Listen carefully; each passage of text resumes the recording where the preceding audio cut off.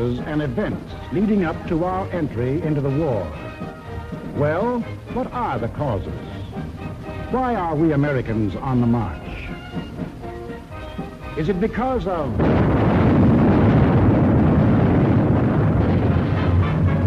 Pearl Harbor? Is that why we are fighting? Or is it because of Britain?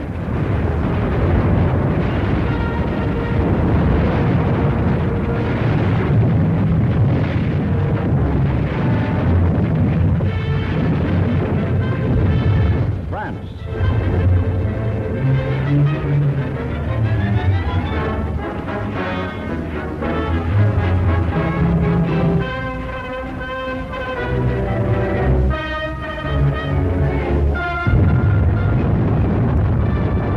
China?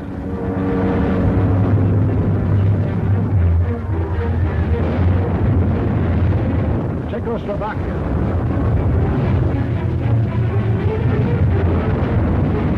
Norway?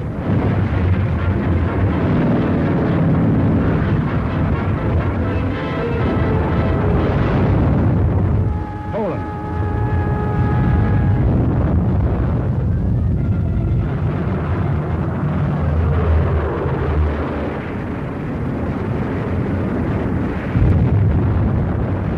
Holland? Greece?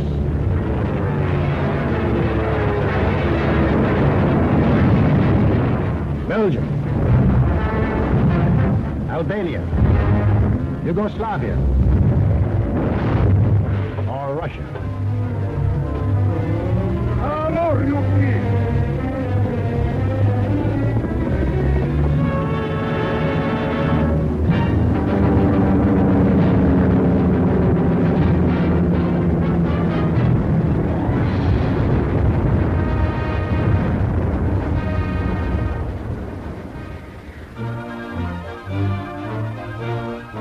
Just what was it made us change our way of living overnight? What turned our resources, our machines, our whole nation into one vast arsenal, producing more and more weapons of war instead of the old materials of peace?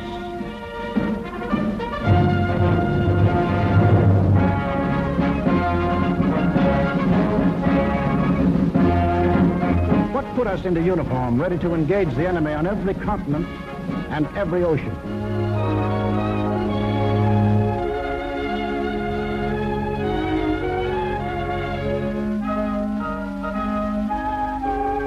What are these two worlds of which Mr. Wallace spoke? The free and the slave. Let's take the free world first. Our world. How did it become free? Only through a long and unceasing struggle inspired by men of vision. Moses, Muhammad, Confucius,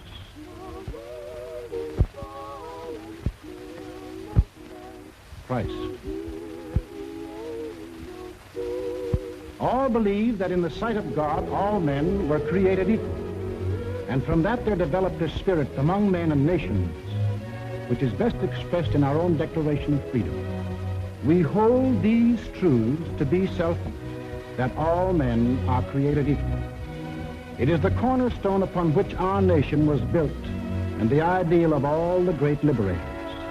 Washington, Jefferson, Garibaldi, Lafayette, Kosciuszko, Bolivar, Lincoln.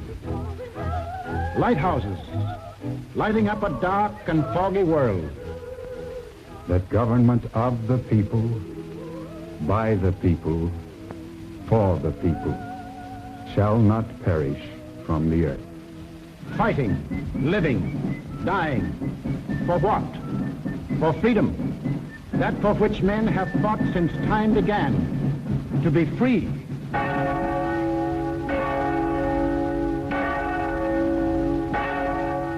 Is life so dear or peace so sweet as to be purchased at the price of chains and slavery? Forbid it, Almighty God. I know not what course others may take, but as for me, Give me liberty, or give me death. But what of this other world? Here, men insisted that progress lay in killing freedom. Here, they were putting out the lighthouses, one by one. Here, the march of history was reversing itself. In Italy, it began when an ambitious rabble-rouser set his followers marching on Rome.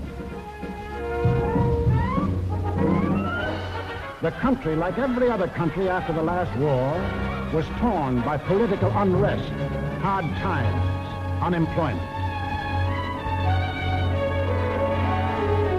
Two courses were available to the Italian people.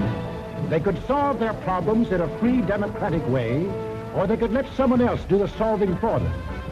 They made the tragic mistake of choosing the second course. They put their trust and faith in this one man. They believed he represented them. Actually, he planned to betray them for the selfish interests of himself and the group back of him, just as he had earlier betrayed those who first supported him. In Germany, another and even more forceful demagogue set his followers marching from the Munich beer hall. He too had the sinister opportunity to take advantage of post-war chaos.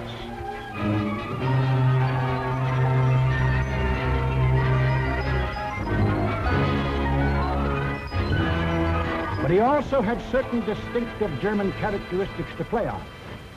To start with, the Germans have an inborn national love of regimentation and harsh discipline. He could give them that.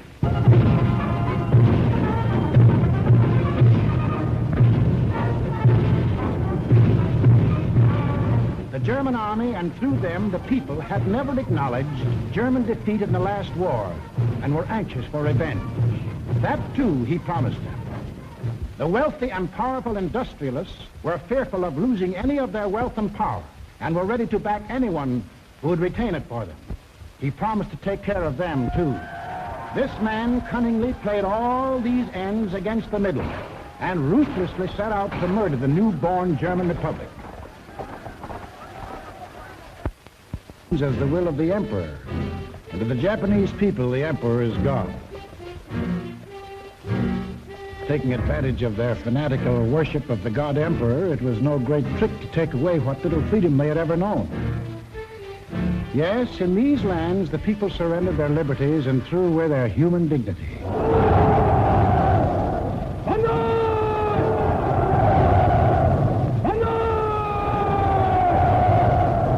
They gave up their rights as individual human beings. They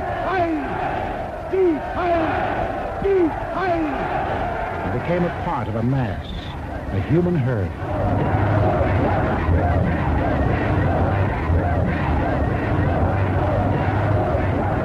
Although these countries were far apart and different in custom and in language, the same poison made them much alike. Each got a new uniform. In Italy, the new bosses wore black shirts.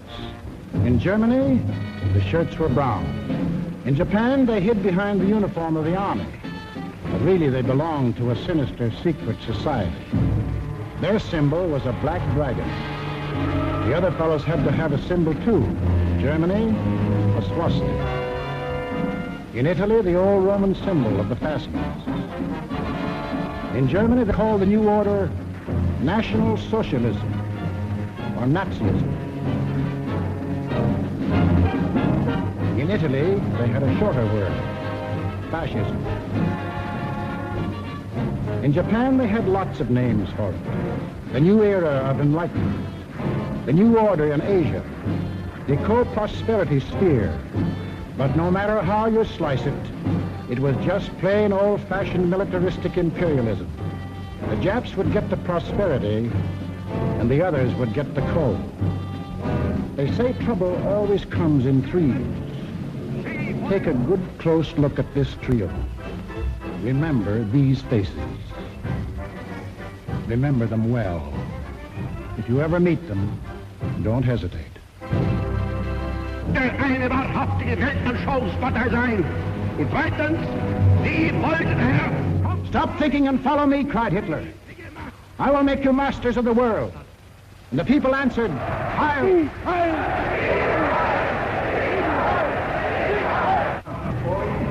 Stop thinking and believe in me, bellowed Mussolini, and I will restore the glory that was Rome. And the people answered, Duce, Duce. Stop thinking and follow your God Emperor, cried the Japanese warlords, and Japan will rule the world. And the people answered, Banzai, Banzai. Each system was alike in that the constitutional law-making bodies gave up their power. The Reichstag in Berlin, the House of Deputies in Rome, the Diet in Tokyo. And these elected representatives became collections of stooges, rubber stamp organizations. Applauding on cue the words of the leaders. Each system did away with free speech and free assembly. Each system did away with a free press and substituted a press controlled by the party. Through their ministries of propaganda, each took complete control of the theater, the movies, the radio.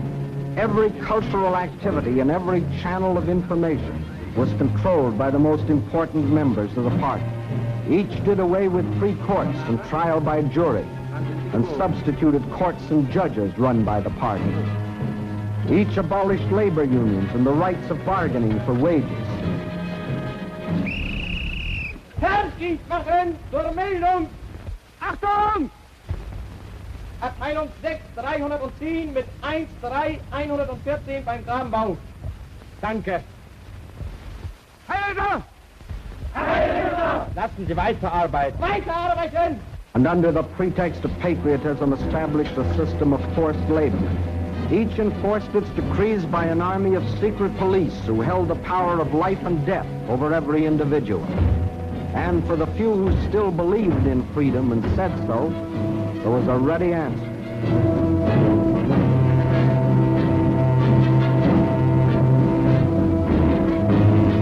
Con una mazza si può imporre silenzio ai più grandi intelletti del mondo. The greatest intellect in the world can be silenced with this. That is an exact translation of the words these black shirts cheer so lustily. Ich sage nur so viel, wenn ich das Wort Kultur höre, dann greife ich schon nach meinem Revolver. Whenever I hear anyone mention the word culture, the first thing I do is reach for my gun. Yes, they had the answer. The blackjack and the gun.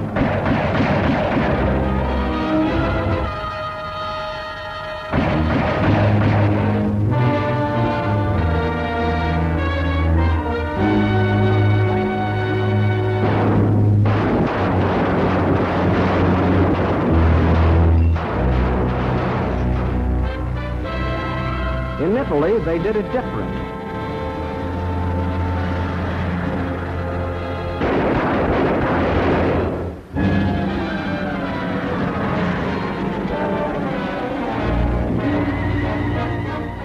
While in Japan,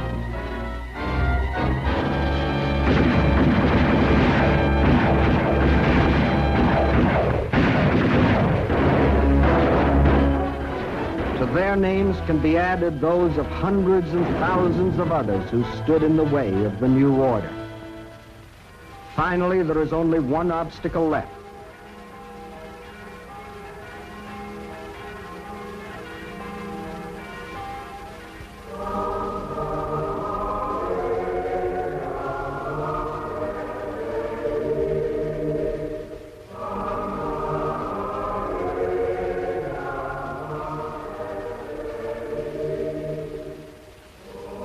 The word of God and the word of Führers cannot be reconciled. Then God must go.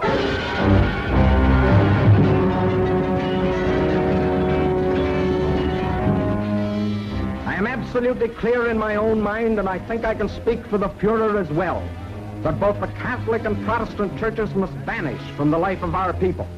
Thus spoke Dr. Alfred Rosenberg. And if you have any doubt that he spoke for his Führer, here's what happened.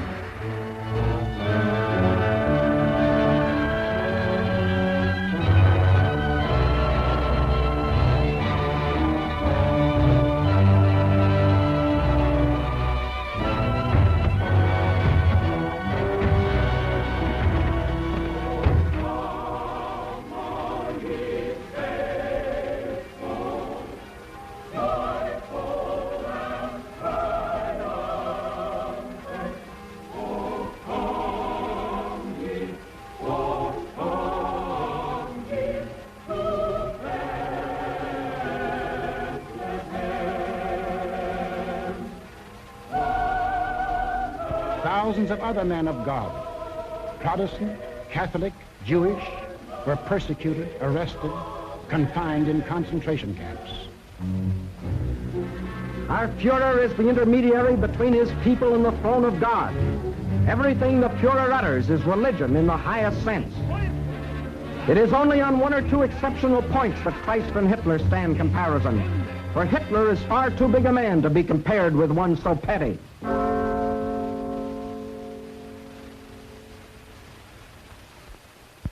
German classrooms.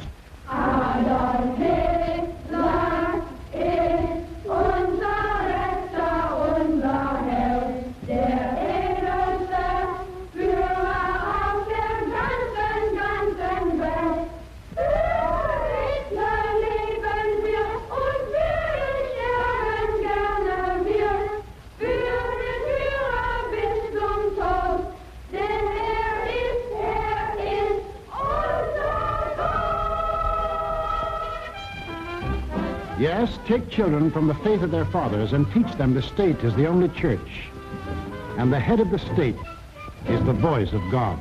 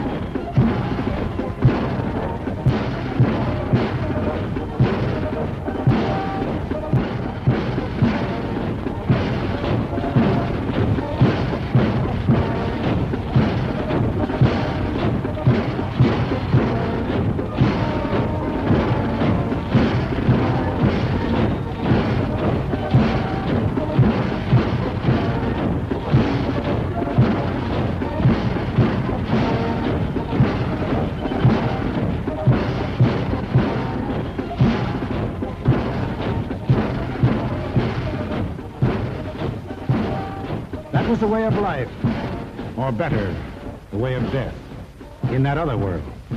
Now, what of our world, the democratic world? What did we want? What did we do about it? First of all, we wanted peace and security. And to prove our sincerity, in 1921, we initiated the Washington Disarmament Conference.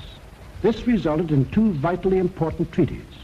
One, to reduce the size of the British, Japanese, French, Italian, and American fleets.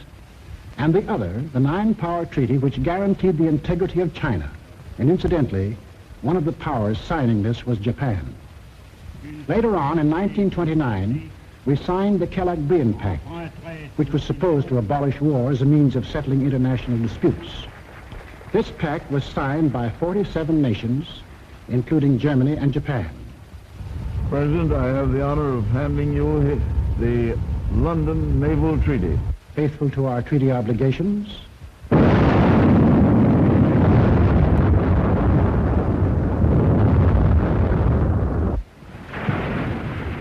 we scrapped more than 60% of our naval tonnage, and our army was reduced to a standing force of 136,000 men, smaller than that maintained by the little state of Romania. We let our hopes for peace become so strong that they grew into the determination not to fight unless directly attacked. We let ourselves be influenced by those who said that we could find security through isolation.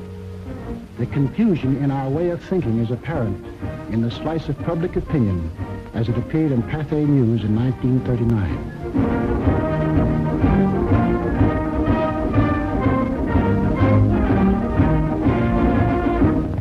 Another war, and not for me. This time America should keep out, and I know I will. If war breaks out in Europe, I think that this country should heed the advice of its first president and avoid all foreign entanglements. I haven't the slightest idea of European affairs. In the event of war in Europe, I think we should stay out of it entirely. And all our efforts should be made to keep out of the fight. Let Europe fight her own battles. They mean nothing to us. We should mind our own business. By all means, no. Yes, fight. No. No. Yes. If my country calls, yes. No. We simply did not want to understand that our individual and national problems were, and always will be, dependent upon the problems of the whole world. And we had individual and national problems to worry about, plenty of them, just as Germany, Italy, and Japan had. But we faced them in a democratic way. We passed laws to give working men a chance to improve their lot. We established an insurance program for those without jobs. We began to give old folks protection against want and hunger. We organized the CCC to provide our young men with healthy and useful employment.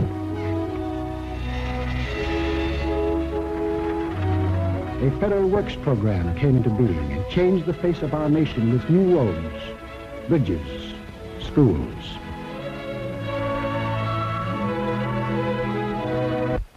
We built great new dams which brought the miracle of electricity to millions of our people.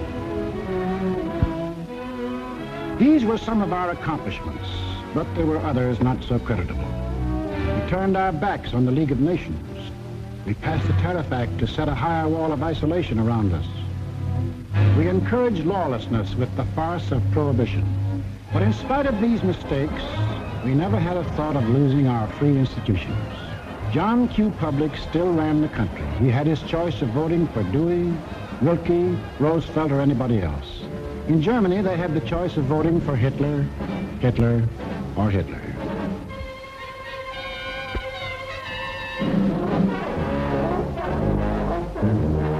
Over here, John Q. still read what he pleased. And although he heard of books being burned in other countries, he would have laughed if anyone had told him his books would ever be burned.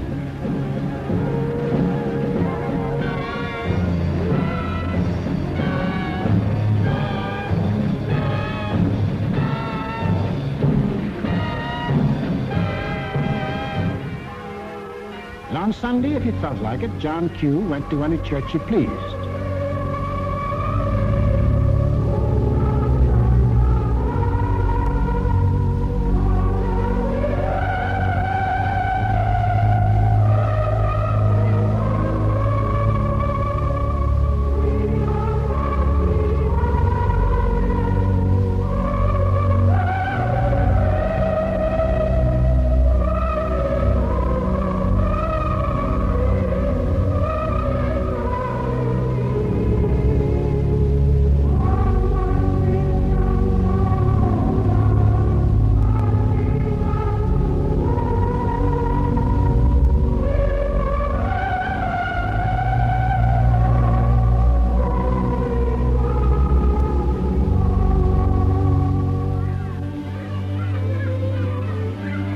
most of all, he got a kick out of seeing his kids grow up.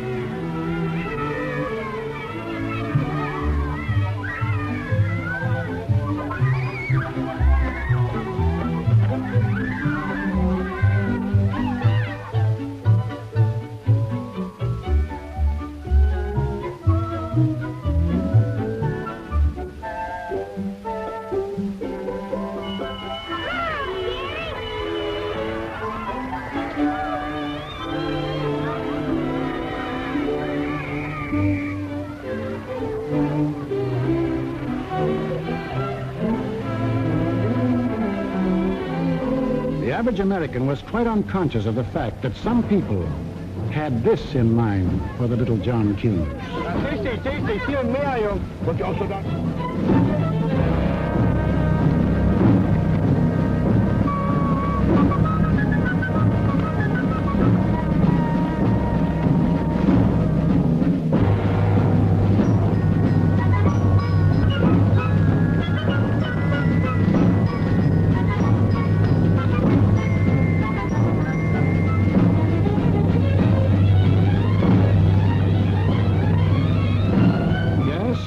Children were being trained to kill, John Q's kids were giving their pennies to help them have life.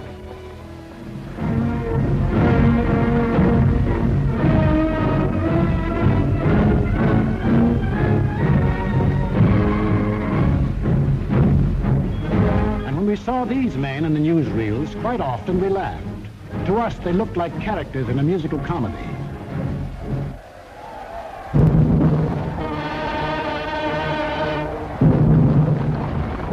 They weren't comic. They weren't funny. They were deadly serious. They were out for world conquest. And what made it doubly serious was that there were 70 million Japanese, 45 million Italians, and 80 million Germans, all hopped up with the same idea. Deutsches Volk hilft dir selbst. Jeder soll helfen. Their leaders told them that they were supermen, Herrenvolk, the Nazis called it. The master race, destined to rule all other peoples on Earth. Take a good look at these humorless men. These were to be the rulers of the ruling race. Leben, auch ihr bürgerliches Dasein ist jetzt sicher in diesem nationalsozialistischen Staat. Obey us blindly, and you will attain your rightful place in the world. All other people will be your slaves. That's what they promised them. That Americans, Chinese, Russian, South Americans, all free peoples would work for them and make them rich. And how they ate it up.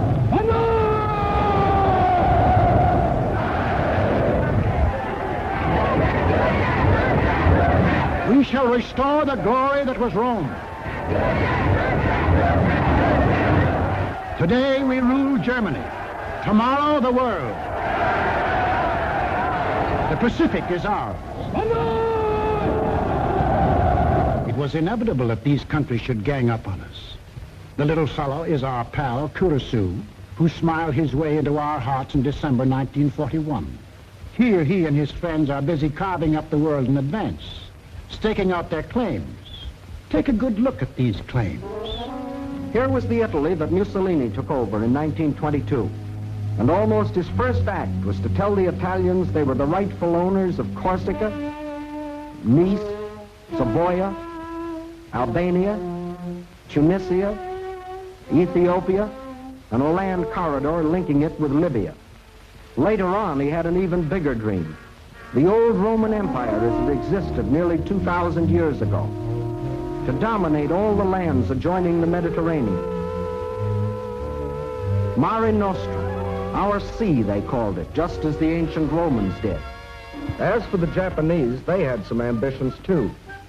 By 1920, they had grabbed off Formosa, Korea, and the southern half of the island of Sakhalin. Then Baron Gishi Tanaka, the prime minister, carefully set down Japanese aims in a document called the Tanaka Memorial. It was presented to the emperor July 25th, 1927.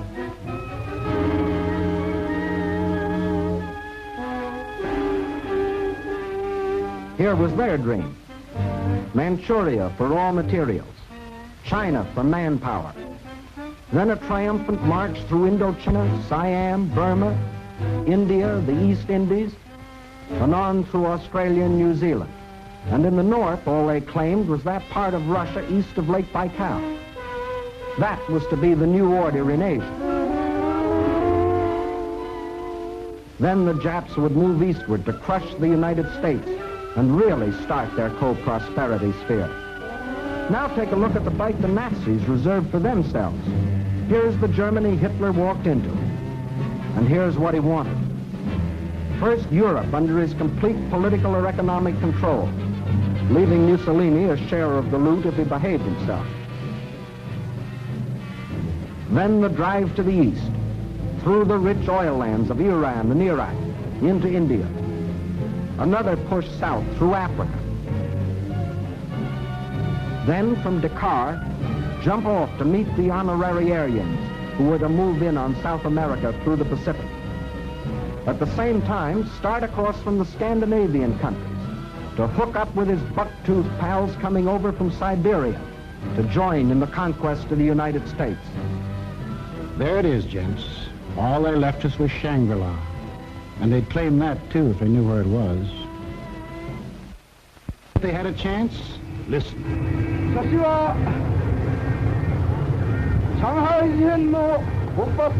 When war comes between Japan and the United States, I shall not be content merely to occupy Guam, the Philippines, Hawaii, and San Francisco. I look forward to dictating the peace to the United States in the White House at Washington. Yamamoto wrote those words on January of 1941.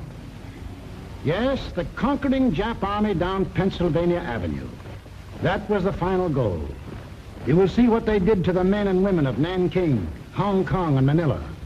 Imagine the field day they'd enjoy if they'd marched through the streets of Washington. But before striking, a preliminary step was necessary. From Berlin, from Rome, from Tokyo, the campaign started. Propaganda to confuse, divide, soften up their intended victim. Put them on the defensive. Scream you're abused. Shout you're oppressed. The world's wrong. You're right. If you shriek it loud enough and often enough, they'll believe you. Above all, use their free press and their free speech to destroy them. Lebensraum, ja, Lebensraum, meine Volksgenossen. Lebensraum, they demanded. Living room. Our lands are overcrowded. But at the same time, they gave prizes to mothers who bore the most sons.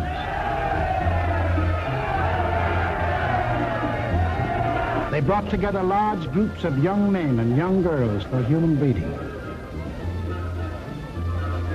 Read what one of their leaders wrote.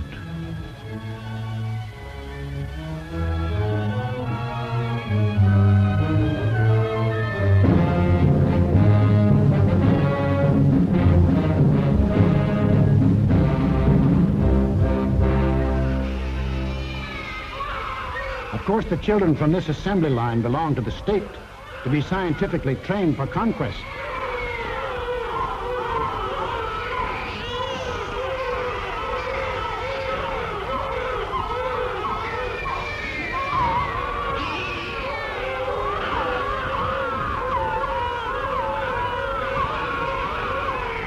Another howl was the lack of raw material.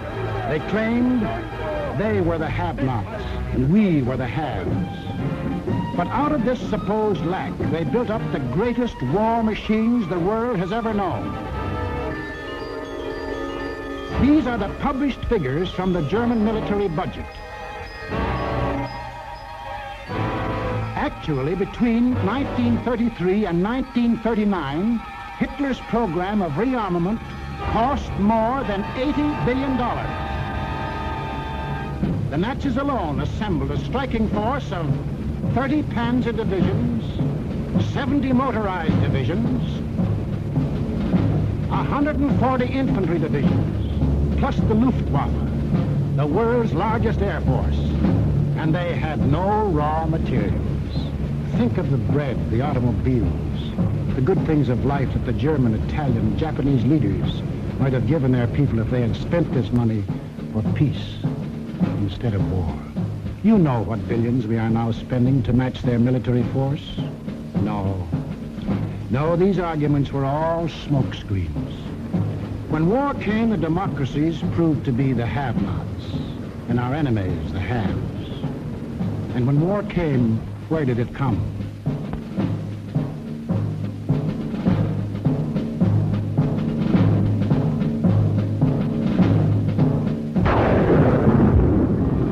Remember that date, September 18th, 1931, a date we should remember as well as December 7, 1941. For on that date, in 1931, the war we are now fighting began.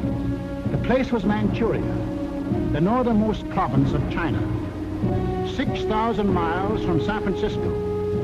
Manchuria, the first objective in the Tanaka Plan. By September 18th, the Japanese, who by treaty patrolled the southern Manchurian Railway, had secretly and illegally increased their garrisons. On the Korean-Manchurian border, an entire Japanese army was assembled, conveniently equipped for a winter campaign. All they needed was an excuse. They made their own. At 10:30 that night, just after the Mukden Express had passed by, a section of track was dynamited, causing damage to one rail and 2 fish plates. Japan's honor had been violated. Within half an hour, the Japanese railroad garrison launched a coordinated attack on the barracks of the sleeping Chinese army at Mukden. The slaughter was appalling.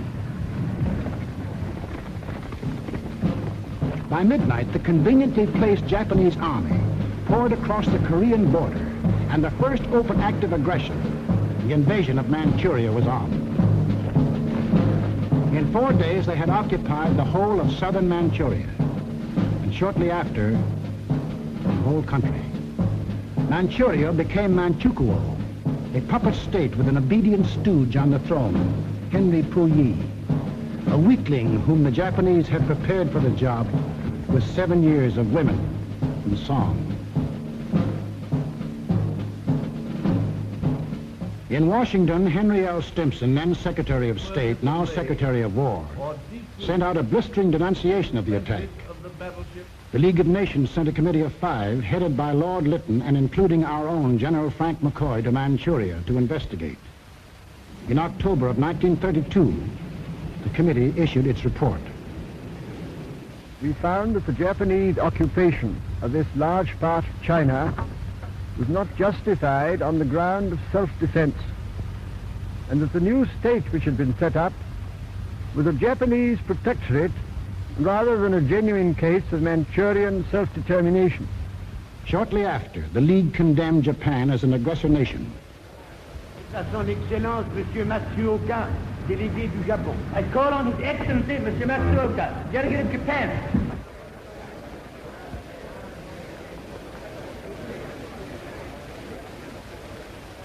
It is a matter of common knowledge that Japan's policy is fundamentally inspired by a genuine desire to guarantee peace in the Far East and to contribute to the maintenance of peace throughout the world. Japan, however, finds it impossible to accept the report adopted by the Assembly. In answer, the Japanese delegates, knowing there were no guns behind this condemnation, smiled, took up their briefcases, marched out of the League. More than Manchuria was dead. Collective security was dead. The green light had been given the aggressors. We and the rest of the world knew that these aggressors should be stopped and punished. But we were unwilling to make the necessary sacrifices to back up that opinion. It was impossible to convince a farm boy in Iowa, or a driver of a London bus, or a waiter in a Paris cafe that he should go to war because of a mud hut in Manchuria. Yet the subsequent course of history makes it clear that that incident, so many miles away, is one of the main reasons that you and millions of others are in uniform today. Japs had Manchuria. Phase number 1 of the Tanaka Plan was completed. Phase number 2, the conquest of China. In 1932, without warning, the Japs attacked the Chinese city of Shanghai.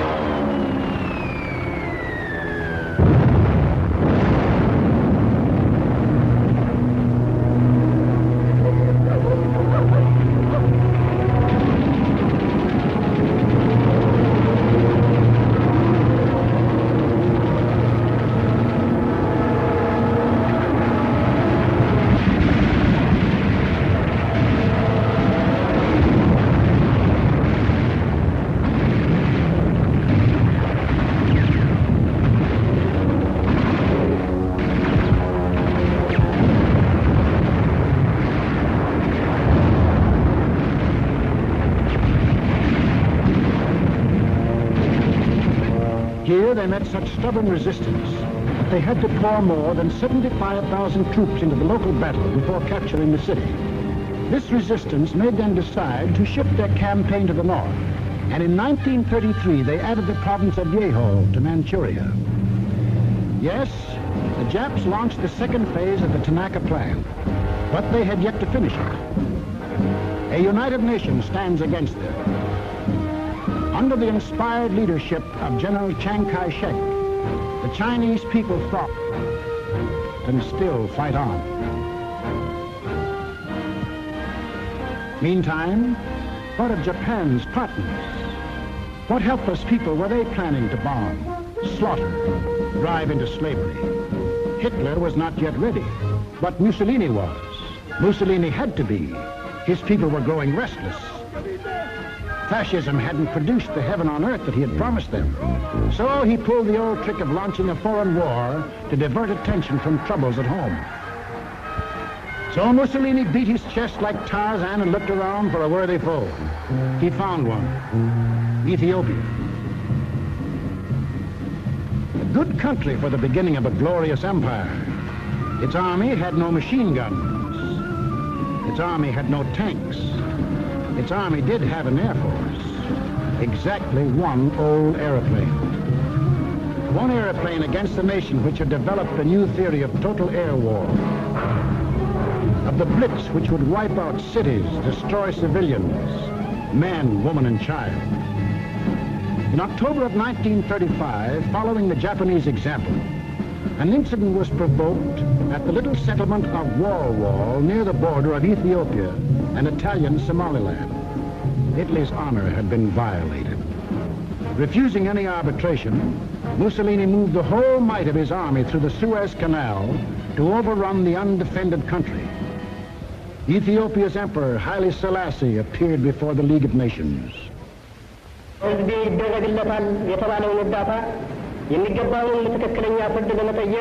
I must still fight on until my tardy allies appear, and if they never come, I say to you without bitterness, the West will perish.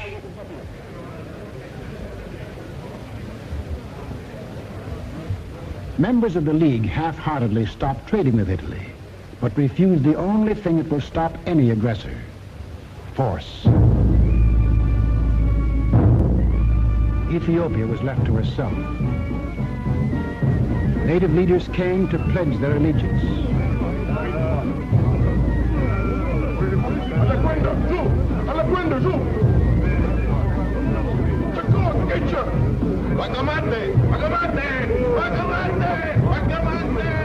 The people of Ethiopia, with their spears and bare hands, faced the guns and the tanks of the invaders, fighting desperately and gallantly to save their country from conquest.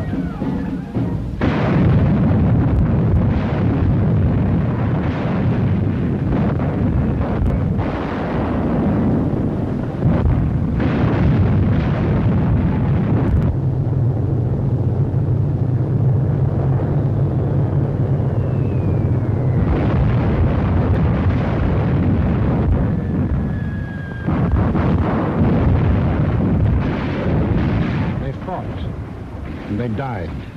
But in the end, there could be but one result. Might triumphed. Italy conquered Ethiopia. Many of our elected leaders warned us of danger. Without a declaration of war and without warning or justification of any kind, civilians, including vast numbers of women and children, are being ruthlessly murdered with bombs from the air. But we were still hypnotized by the fact that two broad oceans stood between us and the rest of the world. We didn't realize that the time when months were needed to span these oceans was ended, that the steamship had cut these months to days, and that now the whole Earth's surface could be covered in the space of hours. Yes, we were a nation that wanted peace. But we hadn't yet learned that peace for us depends on peace for all.